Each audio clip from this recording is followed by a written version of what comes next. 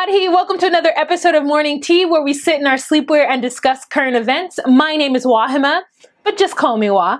Melanated. Today's tea is iced jasmine cream tea by the Mountain Witch Tea Company. All that information will be down below.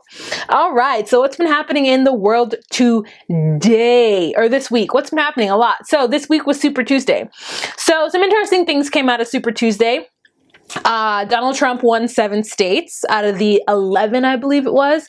Hillary Clinton won 7 states. Bernie Sanders won 4. So Hillary Clinton was the big winner, which is great for her. But I don't want to talk about the Democrats right now. Let's focus on the Republicans, because it's literally a shit show happening over there. Donald Trump got a lot of people, independents and people who are supposedly Democrats, but I can't not believe that he got Democrats to come out and vote for him. But Donald Trump is getting a lot of people to come out of the woodworks and vote Republicans. So while he is bolstering the GOP's numbers, he is also bringing out an element of the GOP that the Republicans have really striven to hide. And that's its unabashed racist side. Late last week, the ex-Grand Wizard of the KKK endorsed Donald Trump. And when Donald Trump was asked about this endorsement, he pretended to not know who the person was. So he wouldn't denounce this person, this ex-Grand Wizard. But that's a name that you don't forget, especially when you're talking about a huge racist and a huge bigot and a huge member of a homegrown American terrorist group. You don't forget that person's name. And when asked about it, and when asked whether or not you would denounce that person for endorsing you, you pretending not to know that person is a very shady and bad move. So he was getting a lot of flack for that. But at the same time, all those people who secretly support the KKK, or who don't mind that the ex-Grand Wizard of the KKK has endorsed Donald Trump, are excited and happy. I don't know how a person could not mind that. Like, I think that the people who don't mind that the ex-Grand Wizard of the KKK endorsed Donald Trump, and they're a supporter of Donald Trump, how they could not mind tells you where they are. Tells you that they're living in a world where they would be fine if all the people of color didn't exist. It tells you how deep that racism goes. It tells you how deep that bigotry goes.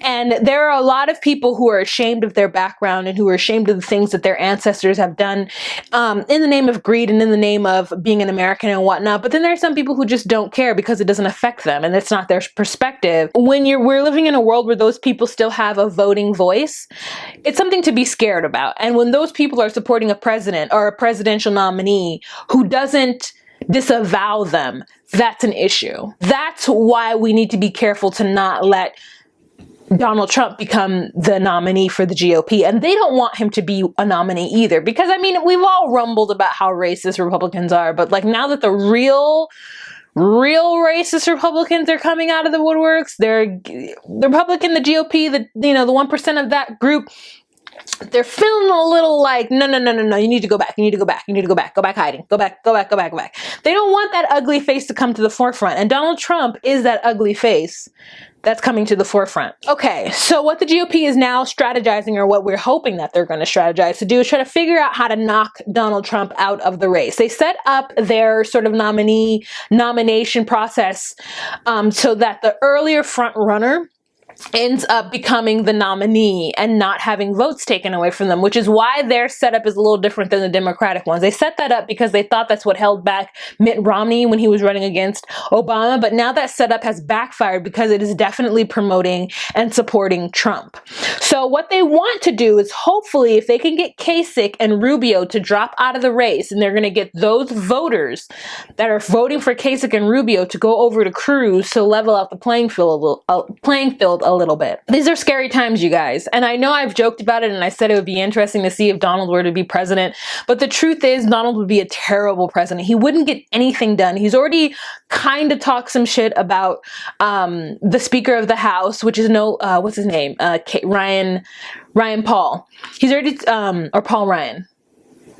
2 first names as a name. And when you wage war or say that, you're going to have problems with the Speaker of the House, you're not going to get anything done. You're not gonna get anything done. Look at Obama. He could hardly get anything done with Boehner there. Really important, you guys, that to vote in these major elections, but it's also really important to vote for your senators and vote for your House of Representatives, because at the end of the day, those are the ones that help pass the laws that the president would like to put into movement, to put into fruition, to put into inaction. I was laughing for up until last week about him. So now I'm not laughing anymore. Now I'm worried. Because there needs to be, he can't be the nominee because he can't accidentally become president. Like, no. Are any of you guys watching The People versus OJ Simpson? Like, I can't do it. For those of you who are watching it, I hear that it's good, but I lived that, okay? I was here. I was in California. I watched that chase. I watched the police chase that white Bronco around on the freeways. I watched all of the shenanigans, okay? I cannot relive that. I don't care what happened behind the scenes. It took up 1.5 years of my life. You know, I hate Judge Ito. I hate Johnny Cochran. I hate OJ. I hate them all. They took up 1 year of my life. That's all we ever talked about. And when the verdict hit, that's when I knew that there were truly crazy racist people, like, in this world. Like, I can't deal with it. I can't deal with it. I mean, I can't deal with it. So, like, if you love that show, bravo. So finally the trailer for the Nina Simone movie starring Zoe Saldana came out and everyone is up in arms. I mean, listen, I was mad about this in 2012. I just can't be mad about it anymore. Like, it's happening. The movie's coming out. They put this girl in blackface and everyone's like, oh, well, she's Dominican. Oh, well, she's Puerto Rican. Like, all the Dominicans and Puerto Ricans I know deny the fact that they're actually black. Like, so I don't know why we're like making it seem like, oh, she gets a pass. Like, they still put her in blackface. Plenty of other actresses out there who didn't need to be put in blackface in order to play this role. I saw the trailer. Some people don't like it. I actually think the trailer looks interesting. I had no idea that David Oyelowo was in it, and I feel bad because everybody is already like predestined to hate this movie, and this movie is destined to make no money. And I think he's such a talented actor. And from what the trailer shows, it looks like Zoe did a good job too. So I don't know how to feel about this. I like I said, I was upset in 2012, and like now I just don't care. Like, okay, it is happening. It happened. It's done. It's done. Last thing I want to talk about in this morning tea is I wanted to talk about Tyrese talking about Chris Rock. Chris Rock made some statements about Jada Pinkett Smith. Chris Rock made fun of Jada in his opening statement. And Tyrese felt like he shouldn't have done that, and to bring down one of the strongest black women in the industry, blah, blah, blah. I'm like, Jada Pinkett Smith, like, when has Jada done anything? Like, the last thing I saw her in was Magic Mike, and she looked bad in Magic Mike, girl. Magic Mike XXL or whatever, she looked good in that. But like, Jada Pinkett, as far as I know from the outside, she's not a force to be reckoned with in the Hollywood black community. But maybe she is. Maybe I'm just not aware of it. As far as I know, I mean, like, Jada hasn't done anything amazing since A Low Down Dirty Shame, but that's just me. That's just me though, okay? So, I just, you know, I feel like Tyrese is doing the exact same thing. If he's going to shun Chris for talking about Jada, then he shouldn't have come out and talked about Chris. Like, oh my God. Speaking of people coming out and talking about people, Katt Williams, y'all. What is Katt Williams doing to Kevin Hart, guys? Like, this is so funny. I think he's just doing it to make himself relevant, which I'm excited about. That video of him in that mink coat. You need to give Sister Johnson back her mink coat, Katt. Don't get a hoodie on or a mink coat. I love it. I love it. I just love Katt Williams.